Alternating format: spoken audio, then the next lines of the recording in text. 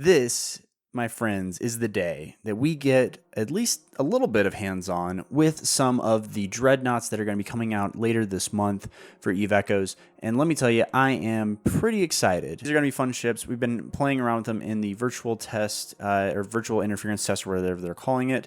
I'm going to be very interested to see how this plays out. So let's dive in here and start taking a look at the hulls themselves so you can get an idea of the bonuses and the types of comparisons that we'll be able to make. Right off the bat, I'm going to put a big fat disclaimer over all of this, and that is that these ships are not live yet, which means that they can change, and they will change most likely between now and when they actually launch. Now, the other thing to note here is that I am only going to be looking at the hulls themselves, and that is because the skills for these ships are not yet in the game. This is an important distinction because obviously you are going to see the bonuses add on to different things and like damage or repair or anything like that. But you're also going to see changes with the capacitor or the total armor or defense or anything like that. That is going to change with your skills. And so I want to be very, very clear that this video and this comparison is only on the base level hull. All right. Just again, big, bold letters, only the hull.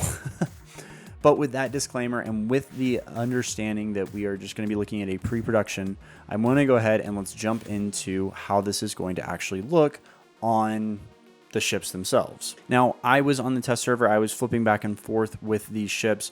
They look pretty good. I mean, I'm not terribly upset with any of them. I think they all are going to have their uses. And so rather than trying to flip back and forth in the test server, I've done what all good consultants do, and that is to bring these into a nice shiny PowerPoint deck. So starting just straight off with the bonuses that these ships get, above this, you guys can kind of see that what I've done is I've pulled this this bonus sheet down. These are all starting with kind of that second bonus. They all get a roll bonus for the 400% Entosis link. That is, again, consistent across the board. They also all get the same number of slots and rigs. So 3 high slots, 5 mid slots, 8 low slots, which, by the way, holy boo, that's insane. And 3 combat rigs and 3 engineering rigs. Now, when we start to actually look down into the bonuses themselves, this is where we do start to see a little bit more variability. On the Phoenix, we do have the plus 5% torpedo or missile torpedo damage and the velocity. Again, this ship is meant to be a siege weapon, and I think that those bonuses reflect that pretty well. The Dreadnought resistance or the shield resistance obviously is very nice. I'm going to talk about that in a little bit as well and kind of some of the thought process there. Then we move into the Naglfar. I don't know if I'm pronouncing that right. I hope I am, but who writes that? Who writes that? There's probably a really good reason for it, and I'm just an idiot. But either way, with this one, we do see again those Mimitar basically cannon bonuses with damage, activation time, but we also do get a plus 7.5% shield boost amount. Again, I'll talk about that in just a minute. With the Revelation being the laser ship, we do get extra damage instead of a activation bonus, though we do get a minus 10% capacitor need. If you guys have played faction war games, that's, I think, going to be really huge. Again, I'm going to talk about that in a little bit. The 4% armor resistance, again, in line with the Phoenix and some of those others, or in line with the Phoenix, I should say, just obviously on the armor side. So again, I think that's going to be a really interesting decision that a lot of people have to make. And then finally, the Moros, the 5% railgun damage, minus 4% railgun activation time, and then the plus 7.5% repairs. Now, these are all pretty standard, and I'm not terribly shocked or surprised by any of these stats because they line up pretty well with what we've seen from the other T10 battleships and some of the bonuses that we've seen with these different factions. Now, what I wanted you to do here is take a look and stack each of these up against one another so that you can see their total shield, their armor, their hull, and then their total EHP. Now, if we start on the left with the shield, obviously the Phoenix is getting the greatest or the most shield, which is not terribly surprising. I think what is kind of surprising was the amount of extra shield that it has.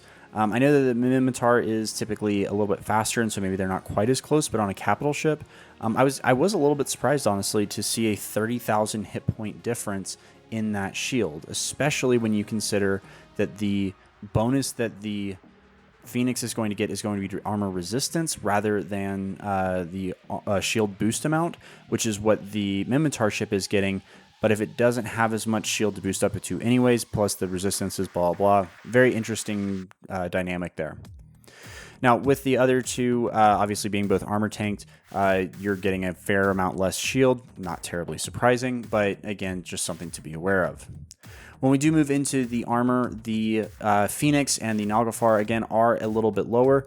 But again, I was actually kind of surprised here, especially for the Moros, because it's an armor ship, and yeah, it's getting a little bit better resists and all that stuff. But I mean, you're talking less than 10,000 hit points. I mean, that to me is really kind of shocking, and I would not be surprised if those armor numbers go up a little bit. That just feels low to me. Again, I could be wrong, but looking at this side by side, it was just an interesting comparison. Obviously, the Revelation is going to have the highest armor. That's Amar for you. But again, just the disparity between that, kind of similar to where the Phoenix and the Nalgafar were.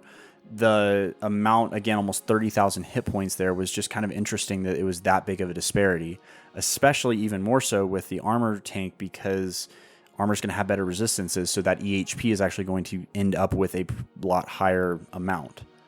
And then the hulls, again, kind of interesting. I think the big takeaway here is that clearly for the Moros, you need to be hull tanking this thing.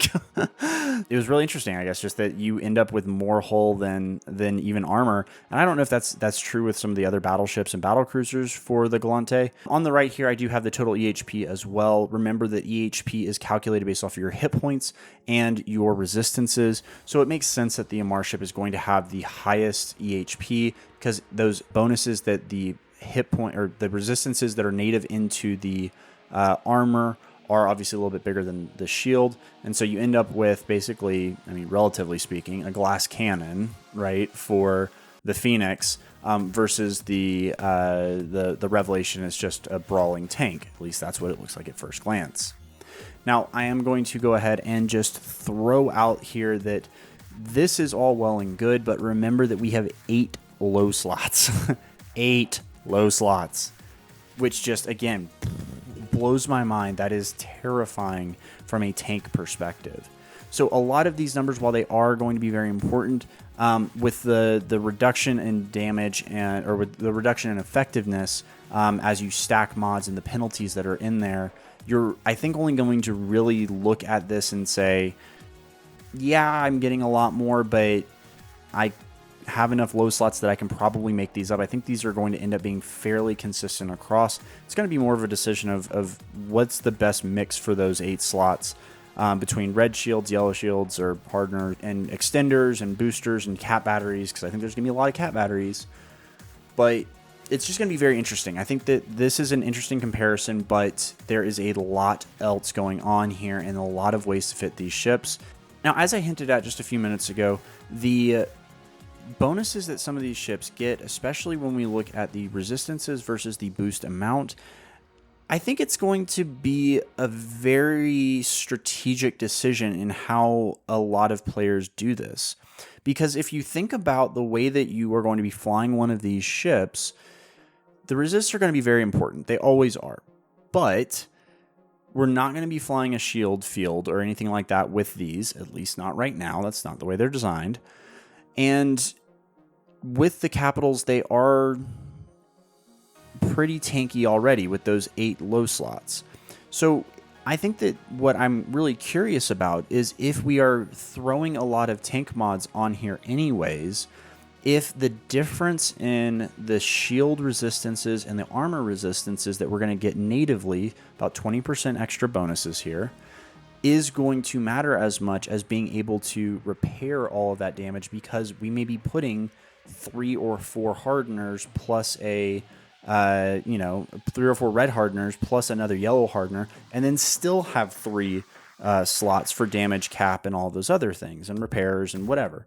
So I'm just curious to see if this is going to end up being as big of a deal as it is with like a battle cruiser, where you may only have 4 or maybe 5 low slots. You have to be much more strategic, and you're basically using that bonus as an extra hardener.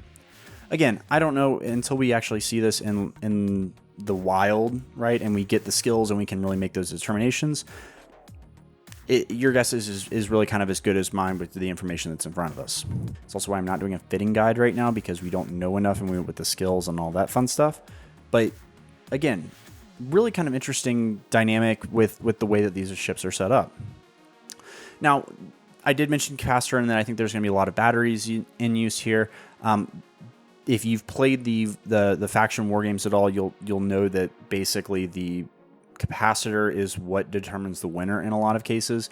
If you run out of cap, you run out of shield, you run out of armor repairs, anything like that, and you just won't win unless you get really, really lucky. But these are all actually pretty close when it comes to the Capacitor that's native into these ships. Now, obviously, the Amar ship is getting a little bit more than any of the others, but it's only about 1,000 extra gigajoules or whatever it is. If we look down here at the table down below in the recharge rates, that is less than 5 seconds of full recharge. So I don't think there's that big of a disparity in terms of the Capacitor, which is really kind of surprising given that the Amar ship, especially with lasers and that intensive, heavy cap usage, it feels like it's not going to be enough, or at least it's not going to be enough relative to the other ones. But again, we'll see. I think that these things are going to kind of work themselves out as we get more hands-on experience. But it's just a very kind of interesting start to this analysis, right? I feel like I'm saying interesting a lot. Either way, the last thing over here, the power grid, again, these are all very similar. I don't think that the difference in 2,000 megawatts is going to make that much of a difference. Again, I've been wrong before, but I think that overall, having this much power grid, you'll be able to have enough flexibility, again, with those 8 low slots especially, and only 3 high slots, that I think you're going to be okay. I don't think that people are going to struggle if you're skilling into a capital ship. You're going to skill into it so that you can get the mods and everything that you need on there. So guys, that's it for today. Let me know down in the comments below which of these ships you guys are most looking forward to. No matter what, I think these are going to be a fun addition to the game. I think it's going to add another layer of strategy. I'm really excited about it. And it's just going to be fun to see how many kill marks we can rack up on these things. So remember, guys, kill marks last forever. And until next time, fly safe.